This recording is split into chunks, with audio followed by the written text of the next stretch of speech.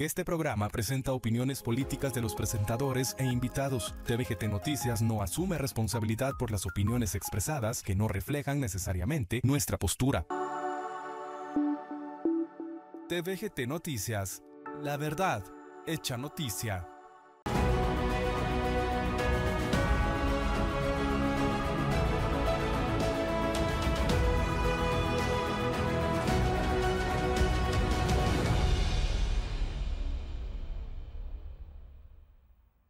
Buenas noches de Guatemala, bienvenidos a un nuevo episodio de Factor Seguridad. Mi nombre es Luis Alberto Lima. Hoy vamos a hablar de un tema bien interesante que es parte también de un contexto geopolítico, de un contexto de seguridad nacional, un contexto que involucra a muchos actores, algunos se ven, otros no se ven, y es el tema del lavado de dinero y el lavado de dinero para el financiamiento al terrorismo. Dirán, ¿por qué estas dos cosas y por qué las estamos hablando aquí en Guatemala? Hay muchas razones para hablar de ellas aquí en Guatemala. Hoy tenemos con nosotros a Alejandro Arriola Díaz. Él es un licenciado, es un abogado y notario por la Universidad Francisco Marroquín. Posee un máster en Derecho de Empresa por la Universidad de Alcalá y Banco de Santander. Tiene un MBA también por la UFM.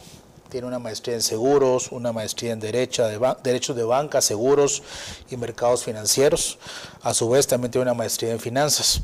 Tiene más de 15 años en el área de banca, seguros y sector financiero. Entonces ahí es donde vamos a poder enganchar el tema de lavado de dinero, que es un fenómeno que en Guatemala no es nuevo y que sigue en boga o en auge. Pero también a su lado tenemos el tema del terrorismo. Ahorita con el nuevo periodo del presidente Trump de corte republicano, él en algunas órdenes ejecutivas pues ha generado ya algunos nombramientos de organizaciones de crimen organizado transnacional como los cárteles de la droga, las pandillas y otros grupos más como grupos terroristas. El crimen organizado, ya sea nacional o transnacional que ya involucra a varios países y que ya son mega empresas, no se mueven si no hay plata. Entonces, ellos cada vez se vuelven más sofisticados en la forma de operar, tanto en sus delitos o en esa gama amplia de delitos y también en cómo ellos poder esconder su dinero. Las estrategias, por ejemplo, en diferentes países, lo que fue Colombia, lo que ha sido México, en Estados Unidos, pues han habido muchas estrategias, por ejemplo la ley RICO en Estados Unidos, en México y Colombia se atacaron primero las finanzas de estos grupos criminales para poderlos ahogar, entonces que ya no puedan operar. Aquí en Guatemala, pues el delito de la extorsión es un delito que se mantiene. Para todos es sabido que desde las cárceles se genera el 80% de ellas, ya sean las pandillas o imitadores. Y al final, pues el dinero cae en cuentas de banco y son los bancos los que reciben esto. Y entonces ahí hay una serie de temas. Pero lo interesante es, bueno, cae un dinero de alguna actividad ilícita. Pero si este dinero alimenta a un proceso de terrorismo, ya la cosa es más compleja. El terrorismo tiene muchas características. Hay terrorismo ideológico, sectorial, religioso, extremismos. Están ya pues grupos criminales que se dedican a ese tipo de temas. Hablábamos con el IC aquí, Arriola, sobre el tema del ciberterrorismo también, que ya existe. Digamos, robar información, por ejemplo, destruir cierta infraestructura crucial o crítica de los países por medio de sabotajes. En fin, es un ecosistema bastante grande. Lick, gracias por estar acá en Factor Seguridad.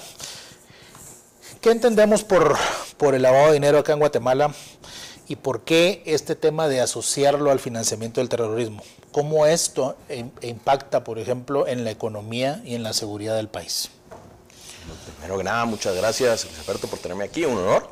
A tus órdenes.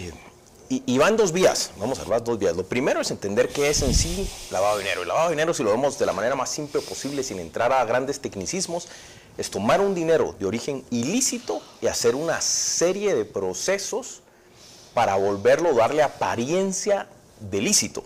Y con eso poder utilizarlo sin, digamos, entre comillas, problema alguno en la economía nacional, ¿no? Eso es lo primero. Y ahora ahí es donde los segundos separamos la figura del lavado de dinero, que es como la más conocida, digamos, en el país, y como bien mencionas, el tema de financiamiento terrorismo, que hasta hace, me atrevo a decir, 5 años, nadie casi ni la conocía en Latinoamérica. Por supuesto. Porque decíamos, no, pero si aquí no existe el terrorismo. Correcto. Pero realmente es todo como, depende en qué definamos como terrorismo, ¿no? Efectivamente, el presidente de Estados Unidos, que no es el primero que lo hace, ya presidente, sin ir tan lejos, El Salvador lo hizo en su guerra contra pandillas, declarar las organizaciones terroristas. ¿Y esto qué hace? Le da más armas para pelear contra ellas. Ahora bien, una gran diferencia, digamos, es que el origen del dinero, el delito de lavado de dinero, siempre va a ser ilícito. Claro. En cambio, financiamiento de terrorismo no necesariamente. Es lo común, es lo usual. Pero también hay personas con dinero lícito que financian terrorismo. Y si terrorismo, en este caso en Guatemala, todavía no es reciente, porque esta ley es del 2001, pero el delito todavía no se ha utilizado mucho. Claro. Pero en el momento que decida, digamos, tomar a bandas de extorsión o a pandillas como terrorismo, efectivamente ya podríamos verlo mucho más utilizado y buscar ese origen, que en Guatemala muy probablemente el origen viene de un origen ilícito, además de ser ilícitamente utilizado, ¿no? Correcto. Porque el lavado de dinero realmente pues lo vuelvo lícito y con eso ya legitimo mis ganancias y puedo, digamos, utilizarlo lo que yo quiera con toda la tranquilidad del caso. Eso es lo que busca ese financiamiento y ese lavado de dinero. Claro, sí, no, y fíjate que, por ejemplo, la misma teoría lo dice, ya los grupos terroristas o que ejercen también entre su terrorismo, el tema del lavado de dinero para fondear sus actividades, antes se hablaba, por ejemplo, de las pandillas que, bueno, tenían dinero y era drogas y alcohol y mujeres y armas y esto. Ahora el crimen organizado transnacional, su estructura o digamos su forma de invertir sus dineros ya va en otras cosas, ya están en bienes inmuebles, ya tienen grupos de abogados, grupos de médicos, ya tienen mobiliarias, ya tienen vehículos, ya tienen farmacias, ya tienen cómo comprar sus teléfonos para seguir operando con ese dinero de una actividad ilícita, ¿verdad? Entonces, digamos, acá en Guatemala, como vos decís, es realmente cuando cuadramos esta entrevista, dije yo qué interesante que lo estén abordando ya el tema del terrorismo, porque por ejemplo Guatemala, en los 3 países de Centroamérica, lo que es Honduras, Salvador y Guatemala, somos el único país que no tiene una legislación frontal al tema de las pandillas, por ejemplo. Honduras lo tiene pues en alguna medida, El Salvador se pasó, pero bueno, esa es su forma de hacerlo, pero Guatemala no. Ahora también se ha estado aquí en Guatemala tratando de definir qué es el terrorismo finalmente, pues porque hay muchas modalidades, pero digamos, acá en Guatemala, cuando hablamos a qué nos enfrentamos para en el tema del terrorismo, a qué tipo de terrorismo nos enfrentamos aquí en Guatemala, por ejemplo. Ya el lavado de dinero creo que está bien claro, pero el tema del terrorismo aquí en Guatemala, ¿cómo lo están viendo ustedes desde tu óptica, desde tu experiencia, desde la banca o desde las áreas financieras? La verdad, como mencionaba, es relativamente poco lo que se ve o que se encasilla como tal, como terrorismo, porque es un delito, digamos, muy genérico. Igual el lavado de dinero, digamos, en otros países el lavado de dinero es un delito como con números clausos muy cerrado a ciertas actividades y no es que el origen venga de todos los tipos de delitos, sino que de ciertos delitos, los principales, narcotráfico y corrupción. Claro. Ahora en Guatemala no, en Guatemala es bastante más abierto, nos tira 3 incisos súper abiertos y eso nos deja como, bueno, entonces cualquier cosa que yo haga que sea ilegal. ¿Cuáles son? Básicamente todo, es decir, el yo tomar el dinero, el yo administrarlo, el yo administrarlo sabiendo o no sabiendo que proviene de origen ilícito, el utilizarlo, el recibirlo, digamos, todas las figuras y toda la cadena está, y como dice delitos o ilegal, claro, pues puede ser cualquier cosa, ¿no? Sí.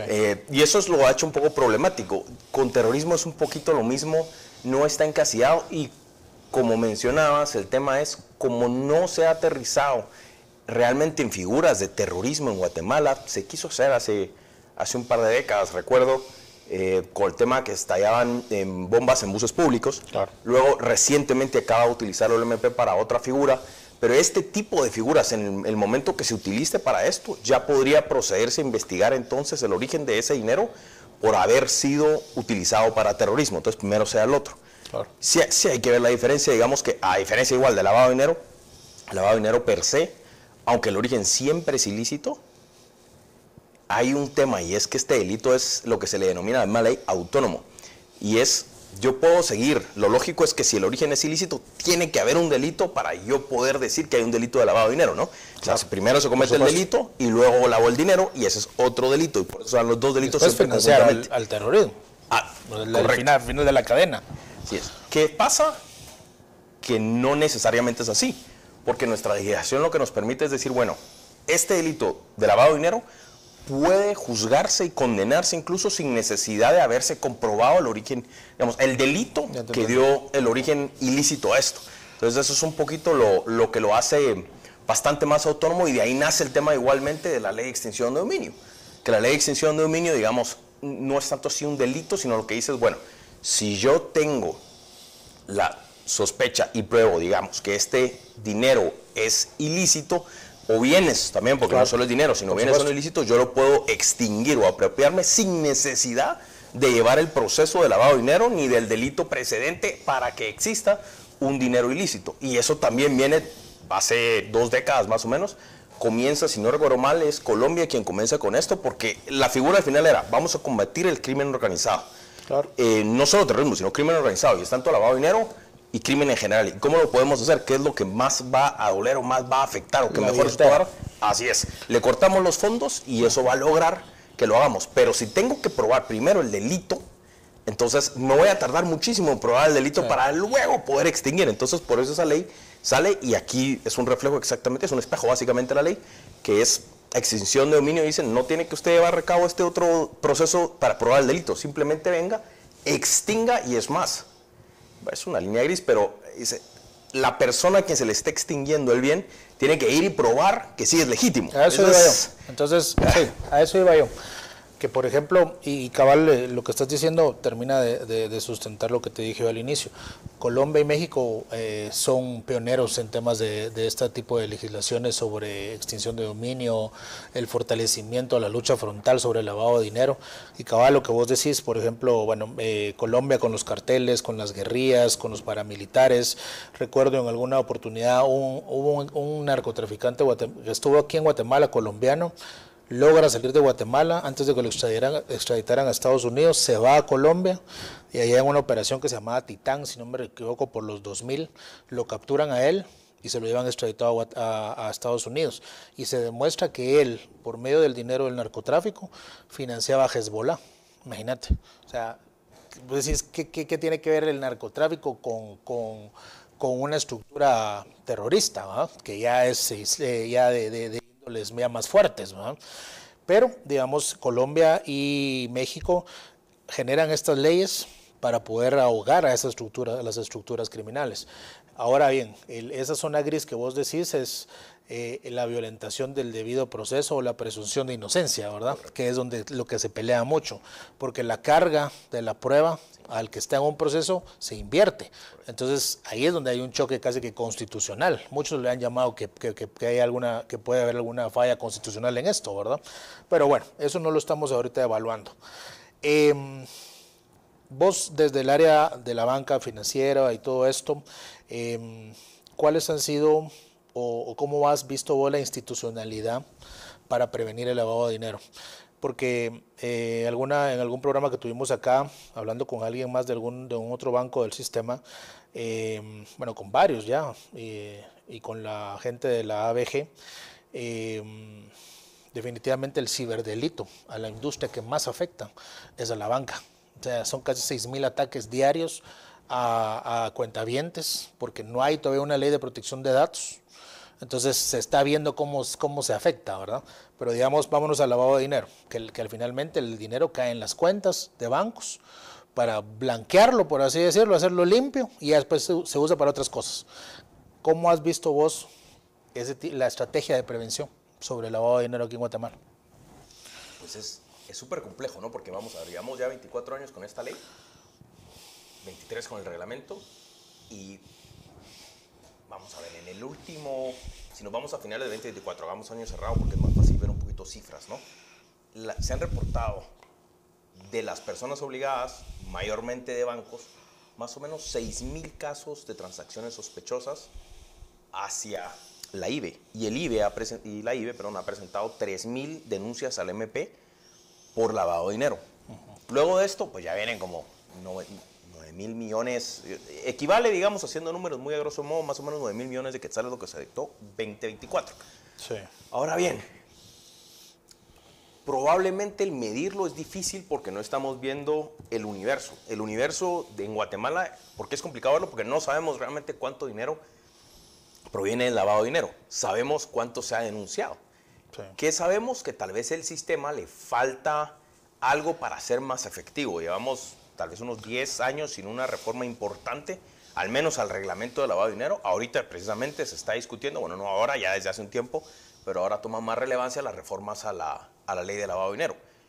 ¿Por qué? Digamos, el sistema actual, muy general, existe la IBE para supervisar que se cumpla la regulación establecida en la ley para la prevención del lavado de dinero y financiamiento del terrorismo. La IBE no hace más que poner la denuncia al MP. El MP es el que tiene esa acción penal pública para hacer la persecución del delito y luego los jueces condenan. ¿Qué pasa? ¿Quién le avisa a la IBE? Es donde mayormente instituciones financieras, pero sin embargo, de las 4,000 personas obligadas que hay hoy, menos de la mitad son financieras. La mayoría de personas obligadas, ¿de qué vienen? Predios de vehículos, corretaje de bienes raíces, desarrollo de bienes raíces, joyas, blindadoras, digamos que todo eso que es donde usualmente son personas obligadas porque los denomina el reglamento, pero son personas obligadas porque son personas que tienen una mayor probabilidad a ser utilizadas, sabiéndolo o no, para lavar dinero. Claro. Entonces son personas obligadas que lo que están hechas, o el sistema que nos dice es, esas personas son las responsables de verificar todas las transacciones que pasan a través de ellos. Si miran algo sospechoso, esas personas tienen que reportarlo a la IBE y la IBE ya se encarga de la denuncia. Ahora, para eso implica que todas estas personas, hay personas o hay empresas que son pequeñas, hay empresas súper grandes, que entonces lo que van a hacer estas personas es decir, bueno, tenemos que capacitar al 100% al personal, porque si no capacitamos al 100% al personal de qué es lavado de dinero y cómo prevenir el lavado de dinero, cuáles son las consecuencias del lavado de dinero, entonces no nos va a servir nada porque no vamos a tener reportes.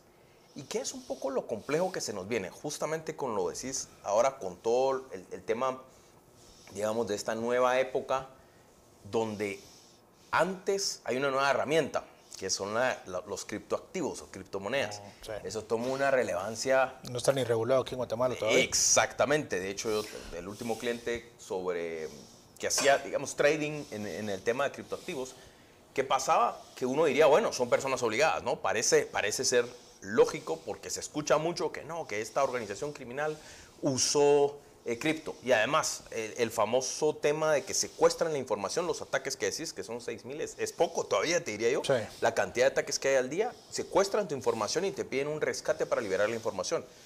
Y uno se sorprendería de la cantidad de empresas que dicen, prefiero pagar y que me liberen la información a tener mi empresa completamente parada, además del riesgo de la seguridad de los datos. ¿Y cómo hacen estas empresas para pagarlo? Pues no es que van al banco y pagan, digamos, en dólares o con transferencias, sino les piden en criptomoneda. Entonces se vuelve un tema. Y este es uno precisamente de los temas que deben de reformarse para poder, muchísima de la gente, si no la mayoría de gente que hace criptoactivos, está haciéndolo bien y es una alternativa excelente en muchos sentidos. Sin embargo, tiene un riesgo. Y el problema es, en el momento en que eso no está regulado, no en sí cómo crear un criptoactivo, pero por lo menos que sea una persona obligada ante la IBE.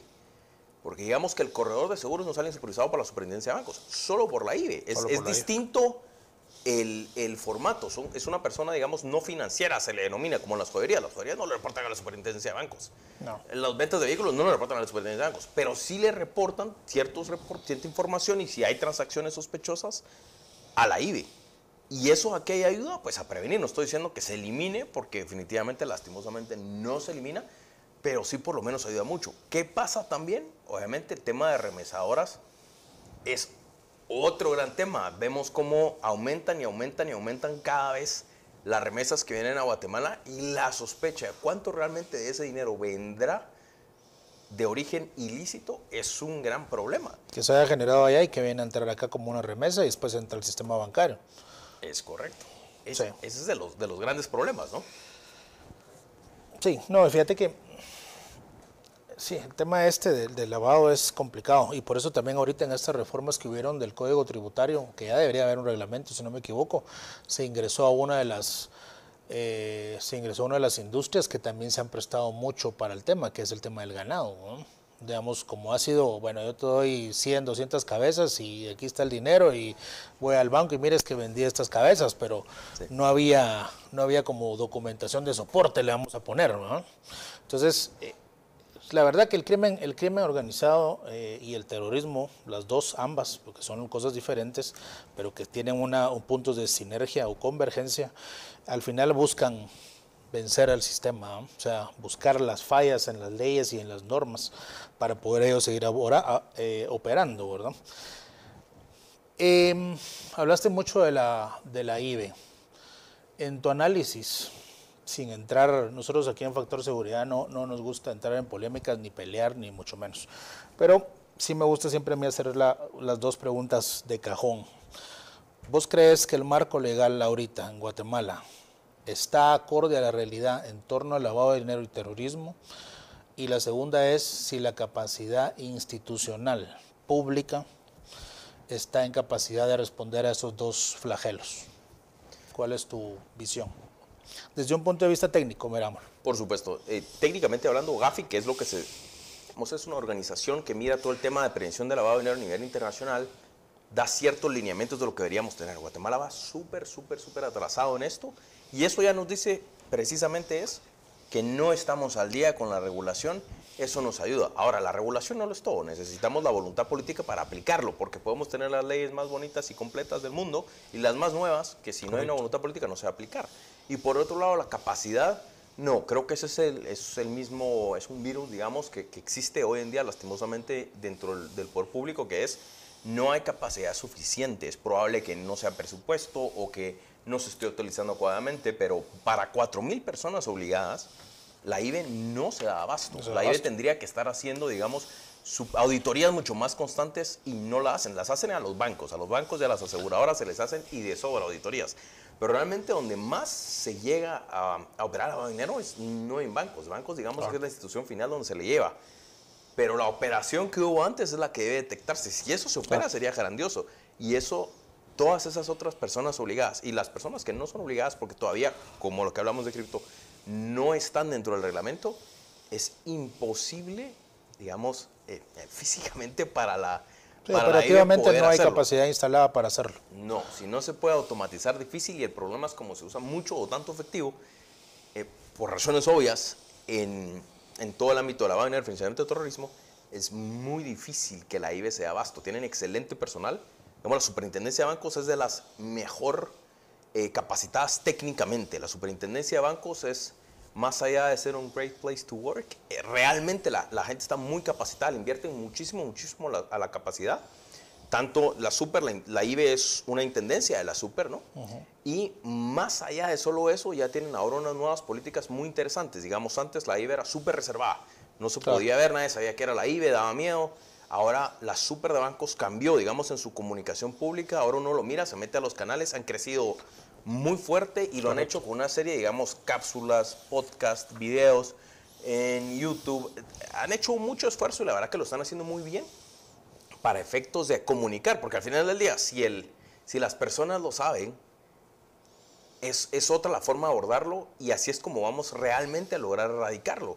Porque lastimosamente el caso que vemos muchísimo y muy recurrente es como a personas que están en determinada ciudad, digamos, y resulta que los terminan agarrando por lavado de dinero y dicen, pero no, si lo único que hice fue, me pidieron la cuenta para recibir un dinero y yo dárselo a la persona, pero nada más. Y no saben que eso, dependiendo del origen, puede ser lavado de dinero. Y efectivamente pasa muchísimo. Entonces, este tipo de cápsulas informativas ya hacen pensar a la población 2 veces antes de ver algo raro. Sí. O me van a comprar un carro y me llevan 300,000 quetzales en efectivo. Bueno, ¿será que los acepto? ¿Será que no los acepto? ¿No? Sí. Ese tipo el Ministerio Público también ha estado haciendo unas campañas sobre el tema, ¿verdad? El prestar la cuenta es un delito, tengan cuidado. Entonces, sí, eso es, creo yo que las campañas de prevención y de concientización, sobre todo, y de información, creo que se está haciendo un esfuerzo bueno. Tenemos un minuto para ir al corte comercial. Te voy a dejar una de las preguntas. La banca guatemalteca pues sí se ha caracterizado por ser muy fuerte, y la pregunta o la respuesta que quisiera yo que me la dieras después del corte es: ya que la institucionalidad pública está deficiente o no se da abasto, pero la iniciativa privada pues sí tiene un poquito más de fuerza o más fuerza, ¿qué tipo de herramientas o canales o tecnologías se están utilizando para poder combatir ese tipo del flagelo principal que estamos hablando, que es el lavado de dinero? Vamos a ir a un corte comercial. Estamos aquí con Alejandro Arriola, perdón. Esto es Factor Seguridad, venimos en unos segundos. Gracias.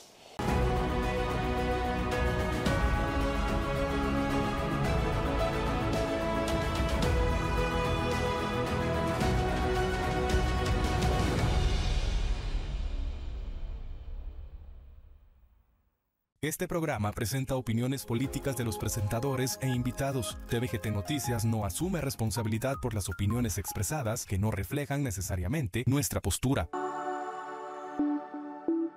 TVGT Noticias, la verdad hecha noticia.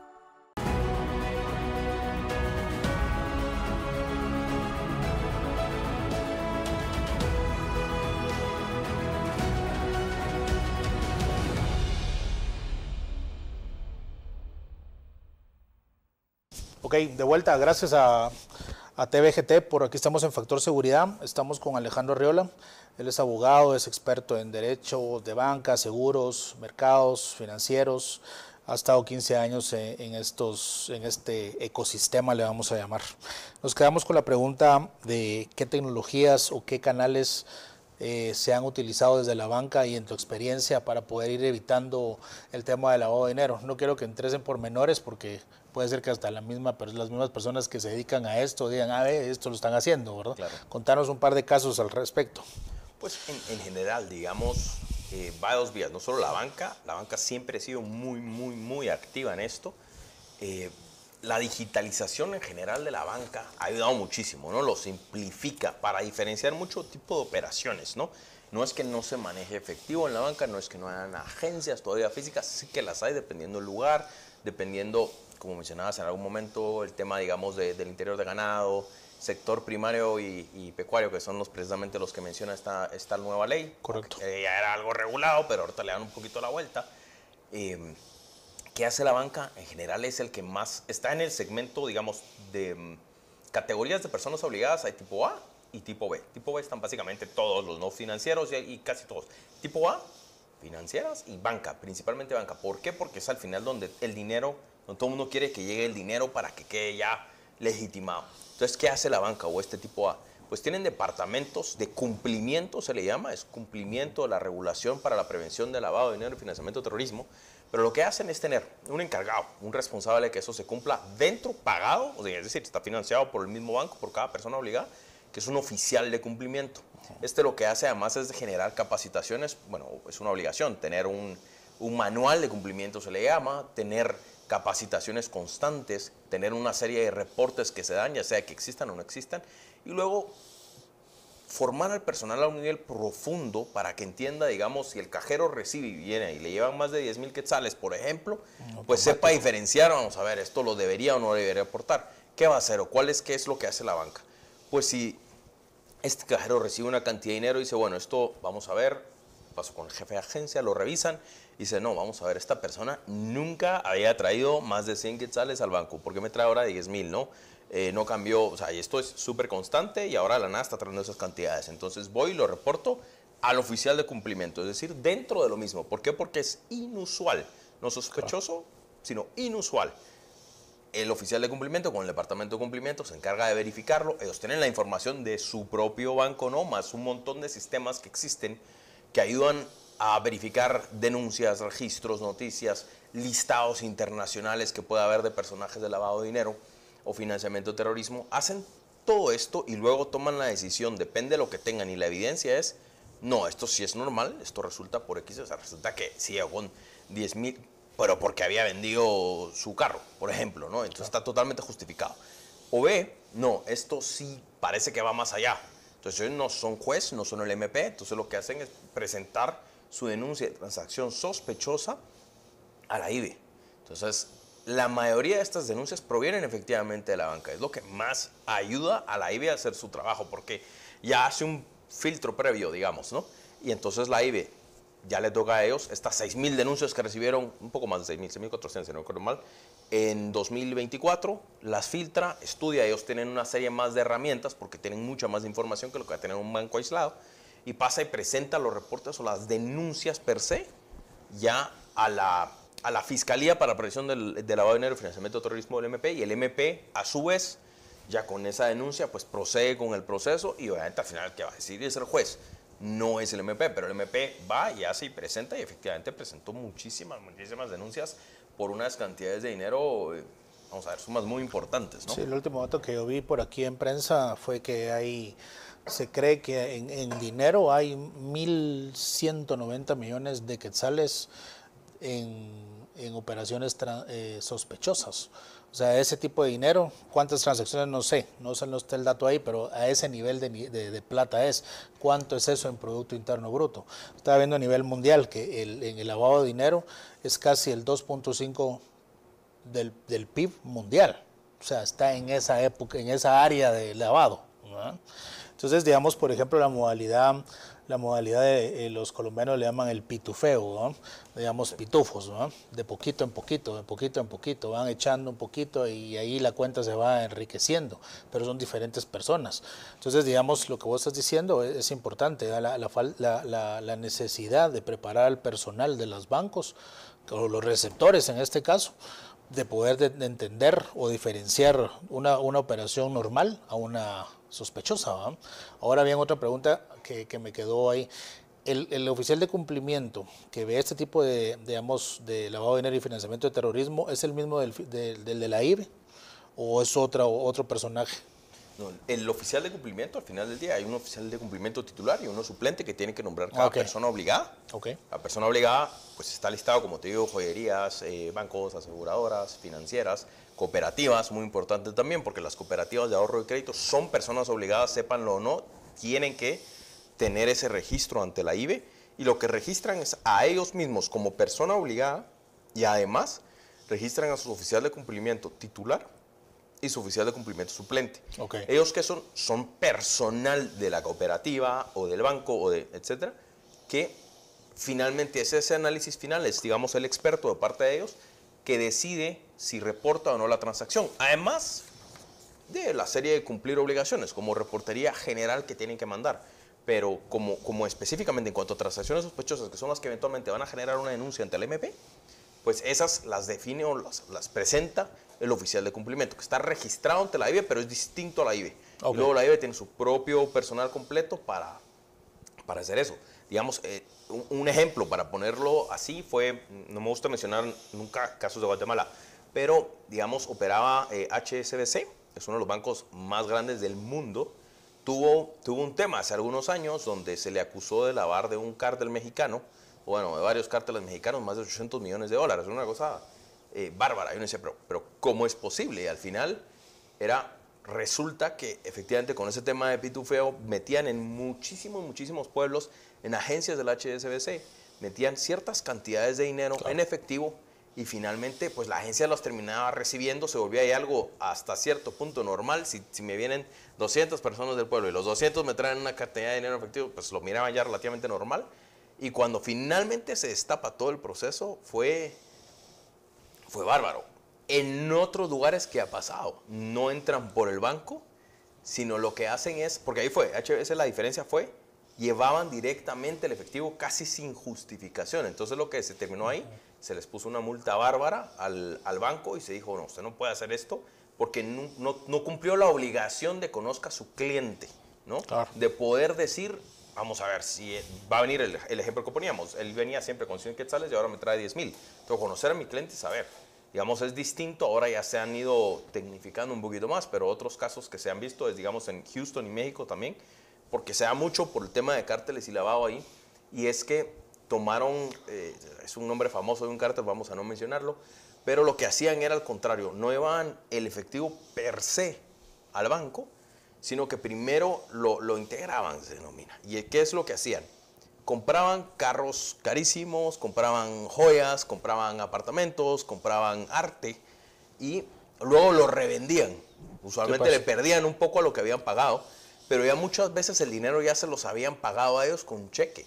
Entonces ellos tomaron el efectivo ilícito, de origen ilícito, compraron con eso un activo y al vender este activo, el comprador, sabiéndolo o no, ya tenía un dinero de él, vamos a decir, legítimo, y le paga ya un dinero bancarizado. Entonces claro, a la persona recibe el dinero bancarizado limpio, ¿no? Eso es como el orden de funcionamiento. Total. No, y fíjate que, sí, creo que también por eso hubieron algunas reformas en el 2000, si no me equivoco, 12 o 13, en el tema de la creación de las empresas, en el registro mercantil. Una de las famosas empresas de cartón, ¿no? Que digamos que también esa es otra modalidad, porque venís, armás toda una estructura o un instrumento jurídico, si le queremos llamar a la sociedad, había X, o ahora pues ya sea las acciones y ya se sabe quiénes son, pues ya están endosadas, ya no son al portador, pero ya entonces la empresa abría su cuenta y se simulaban operaciones, ¿no? Estoy prestando este servicio, te estoy vendiendo esta hoja, pero esa hoja te costaba 20,000, vamos, pero aquí está la factura. Y muchas veces hacen este tipo de operaciones y le pierden, tal vez ellos llamándole el feed, ¿verdad? Pero es para poder irlo metiendo, ¿verdad? Porque al final el que más sufre las consecuencias es el sistema bancario. Tener ese dinero ilícito en sus cuentas, ¿verdad? Que ahí está guardado. Y porque ellos no es que lo entran, hay unos pues que son un poco más rudimentarios, diría yo, que lo meten hoy y mañana lo sacan, ¿no? O sea, hay muchos casos de esos, pero hay otros que lo dejan dormir ahí por tiempo, ¿no? Fíjate que el caso de este banco que vos comentás, $800 millones parqueados ahí en todo su sistema interno de un banco, ¿no? Entonces, eso es complicado. A nivel de supervisión, no. La supervisión ya hablamos que está un poquito o bastante débil. Las instituciones, por ejemplo, en las que vos trabajás, las financieras, ¿qué hacen aparte de las capacitaciones o en qué tipo de capacitaciones fomentan para poder prevenir ese tipo de lavado de dinero? En tu experiencia, ¿qué vos has visto? ¿Qué es lo que mejor funciona? Porque bueno, tenemos un marco legal, hay instituciones que verifican, está el MP, está la superintendencia, está la IBE, los mismos bancos tienen sus oficiales, pero digamos a nivel de formación, ¿qué se hace? Bueno, usualmente pasa que el oficial de cumplimiento en principio es el encargado de que esas capacitaciones se den, ¿no? Y como dicen, es profeta en su propia tierra. Entonces muchas veces pasa que el oficial de cumplimiento las da y no le ponen mayor atención o no lo toman en serio. Entonces, ¿qué se ha hecho? ¿Y qué han hecho? La misma asociación bancaria crea la escuela bancaria y la escuela bancaria se dedica específicamente a, bueno, capacitaciones no de lavado de dinero solamente, sino de muchísimos temas relacionados financieros, pero hace esto y genera una capacitación bastante más profunda. Se van abordando temas por temas separados, que creo que ha funcionado mejor, al menos en las que he participado yo, y es exposición de casos. No es lo mismo ver teoría, claro, más cuando ya estamos, digamos, con personas, digamos, más de nuestra edad, que ya, pues, ya la universidad pasó hace mucho, ya no nos acordamos, entonces no estamos acostumbrados a sentarnos en un lugar y escuchar a una persona 4 horas y decir, voy a entender todo lo que me está diciendo, porque ya la mente lo procesa distinto, ¿no? Si uno no está en un estudio activo. Entonces, ¿qué se hace? Plantear casos. Planteando casos ha sido una forma muy interesante de cómo, digamos, interactiva, de alguna forma, de cómo no solo los bancos, ¿verdad? En general, las personas obligadas, los grupos financieros, han logrado que esa capacitación sí llegue a trasfondo. Y porque ya se han dado casos en Guatemala también, ¿no? En un banco, no así reciente, pero hace algunos años, donde sí pasó. Y entonces eso levanta alarmas y es lo mejor que se puede ver es analizar el caso. Sí. Como pasó también, digamos, que está activo relativamente, en Guatemala casi no se ha escuchado el mismo, pero Odebrecht, esta, digamos, megaconstructora que está en problemas por toda Latinoamérica. Por toda Latinoamérica, digamos, aquí en Guatemala no está claro lo que pasó, pero en otros países, digamos, lo que hacía es, bueno, yo voy a construir este puente, me lo gano. ¿Cómo me lo gano? Pues bueno, voy y le pago un soborno a los encargados de adjudicar ese puente. Y entonces, ¿cómo se los pago? Y ahí es donde viene digamos, el lavado de dinero. ¿Cómo se los pago? Porque no se lo puedo pagar a nombre del encargado de aprobación de construcciones del país, porque obviamente, pues bueno, esto va a tirar alarmas, va a entrar al banco, va a tirar alarmas, entra la transacción inusual y el reporte de transacción sospechosa, ¿no? Entonces creaban empresas alrededor de, muchas veces empresas offshore, es decir, en instituciones, pero en países fuera del país. El país, paraísos fiscales básicamente también, ¿no? Sí, porque además a nadie le gusta pagar impuestos ni aquí ni afuera. Entonces decían, no solamente se lo dan, sino no me gusta pagar impuestos afuera. Entonces además querían que pagara tasa cero la entidad que usaban para ese pago ilegal. Hacían la institución afuera, pero ¿cómo hacía para justificar la constructora que había hecho un pago a esa institución? Entonces hacían contratos falsos, al final, bueno, el contrato no era falso, el contrato existía, pero el objeto realmente era inexistente. Y se decía, bueno, esto me dio una consultoría de 10 millones de dólares, y resulta que casualmente esa era la cantidad que era de soborno. Entonces este tipo de casos, al analizarlos dentro de una capacitación profunda con el personal en sí, de las personas obligadas, ha dado mucho éxito. Sí, ok. Hay una que me quedó ahí, que la mencionaste, que me parece bien interesante, y ese es el tema de las cooperativas. Yo siento que ha habido un auge ahorita en la creación de cooperativas. No sé por qué, pero bueno. Las cooperativas pues tienen el Instituto Nacional de Cooperativas, el INACOP, y ellos tienen en su reglamento o en su estructura de legislación, hay una unidad que verifica el tema de los montos. Entonces, y dice, por ejemplo, la cooperativa X recibe 500,000 y paga, creo que el 3 o el 5%. Y es como el IBE del INACOP, ¿verdad? Pero entonces, digamos, ¿qué pasa cuando hay otro tipo de estructuras financieras, por así decirlo, de controles, que no están armonizados con lo global, ¿verdad? Entonces, ¿qué haces en ese caso? ¿No? No sé si me explico a dónde voy, ¿no? Es bastante complicado, tal vez para ir por pasos. Lo primero es, digamos, las cooperativas hay tipos ¿no? Pero de ahorro y crédito, digamos, alineémonos con esas. Luego, para tener la licencia es distinto. Una licencia de un banco, de una microfinanciera, de una financiera, de una cooperativa. Y mucho es la simplicidad o el nivel de capital o requerimientos regulatorios que me pidan. Un banco es el que más va a tener. Entonces, solo el costo de lograr la licencia es carísimo. Entonces, si yo estoy comenzando mi negocio y estoy haciendo intermediación financiera, le hace tomar dinero de varios para prestarlo a otros, ganarle con la tasa activa y pasiva de intereses que yo hago en la ganancia. Ahí es donde está el negocio. ¿Qué me es más barato? Una cooperativa, que me es más fácil y rápido. O irme hasta el nivel de tener una licencia bancaria. Pues claro que es más fácil empezar acá. Claro. Y además se está desarrollando bastante el interior. O sea, sí hay muchísimo que se puede hacer. Es una figura que se brinda, da una serie de facilidades excelentes para lograr el crecimiento en general de una población específica en una región determinada. Eso es algo excelente. Lastimosamente, obviamente, también cae en la esfera de poder ocuparse para este tipo de cosas. Recientemente, el año pasado, se aprueba la ley de tarjeta de crédito y le da otro plus, y es que les permite ser emisores de tarjeta de crédito. Correcto. Ahí es donde le damos la vuelta. ¿Qué ejemplos se tiene que ver ahí? Pasa mucho, es otra forma de lavar dinero común, que yo vengo, utilizo mi tarjeta de crédito para hacer los pagos y luego pago la tarjeta en efectivo. Entonces muchos dicen, bueno, pues que no les va a importar porque les estás pagando, peor si no les pagas. No es así. Digamos que eso tendría que venir de la información que me dio originalmente el cliente para poder darle su tarjeta, que si lleva, digamos, una evaluación de riesgo, porque la regulación nos pide supervisión basada en riesgo, tanto de todas las instituciones financieras.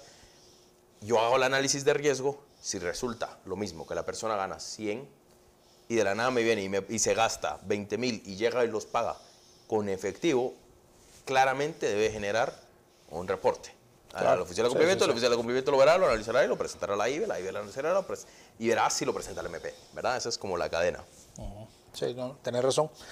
Para finalizar, ¿qué buenas prácticas o políticas podríamos llevar para evitar que se siga generando este este flagelo? Bueno, pues la persona que ya está metida en un tema, un esquema de lavado de dinero, pues lo que tiene que hacer es buscar cómo meterlo a una cuenta. Ahí va. Pero digamos, desde el lado institucional, bancario, financiero, vos hablaste un poco de, por ejemplo, bueno, que los receptores de los bancos pues puedan detectar esas transacciones inusuales. Pero ¿qué más se puede hacer en materia de poder generar buenas prácticas o políticas adecuadas para ir parando el tema este? Lo primero es alinear sistemas. La banca los tiene, no los menciono a profundidad, pero tiene muchísimo, así como por su lado la SAT tiene muchísimos sistemas que nos demostraron hace poco en una investigación, donde digamos cruza información, donde puedo decir, bueno, factura este. Entonces claro, no tengo la información del banco de ellos, pero tengo la información de la facturación, así que sé cómo triangulan. Y tengo la información de quién es el representante legal, entonces ahí triangulo bastante. La banca igual, es decir, los sistemas que tienen de control son muy buenos. Son sistemas que nos permiten, si hay una falla, digamos, al cajero se le pasa por alto, pero no va a pasar, digamos, de esa segunda capa que es el sistema. Okay. O el departamento de cumplimiento, porque el departamento de cumplimiento va verificando, es decir, tal vez yo abrí mi cuenta y voy 100, y luego me voy a otra agencia y pago los 10,000 ahí para que no genere esa sospecha. Y entonces el sistema sí lo va a ver, lo va a detectar, va a tirar automáticamente una alerta y entonces ya va a haber un análisis. Entonces, ese tipo de prevenciones, que al final van todos a lo mismo, conozca a su cliente, sí, porque tanto ellos como la población en general y cualquier empresa tiene que conocer a su cliente. Si no conoce a su cliente, está en un alto riesgo de caer en lavado de dinero sin querer, ¿no? Totalmente. Y también al final conozca también a su empleado, ¿no? Porque también el crimen siempre está viendo cómo vulnera las cuestiones. Pues bueno, Alejandro, gracias. Te agradezco realmente la plática. Realmente esto da para más, para de repente puedes venir en otra ocasión para poder hablar otros temas más de esto. Esto fue Factor Seguridad con Alejandro Arriola. Hablamos de lavado de dinero y el financiamiento al terrorismo. Venimos en una próxima ocasión. Muchas gracias. Hola, mi nombre es Fernanda Marworth y soy representante de la Escuela Bancaria de Guatemala.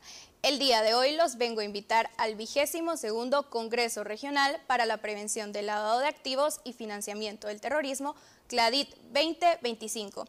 El evento se llevará a cabo este 21 y 22 de mayo en el Centro de Convenciones del Hotel Westin Camino Real. En esta edición, como en ediciones anteriores, reuniremos a expertos y líderes en la materia, como el licenciado Alberto Lozano, quien tendrá a cabo el taller de cómo monitorear a los clientes por segmentación. También tendremos la visita del secretario adjunto de Gafilat, Juan Cruz Ponce, quien abordará los temas de las dificultades de los sistemas antilavado de activos y antiterrorismo. Los esperamos este 21 y 22 de mayo en el Centro de Convenciones del Hotel Westin Camino Real para el 22º Congreso Regional para la Prevención del Lavado de Activos y Financiamiento del Terrorismo. En este evento contaremos con talleres especializados para otros sujetos obligados, tales como aseguradoras, inmobiliarias, concesionarios, joyerías y casas de empeño, entre otros. Si tú perteneces a alguno de estos sectores, te invitamos a participar. La clave está en que todos estemos enterados.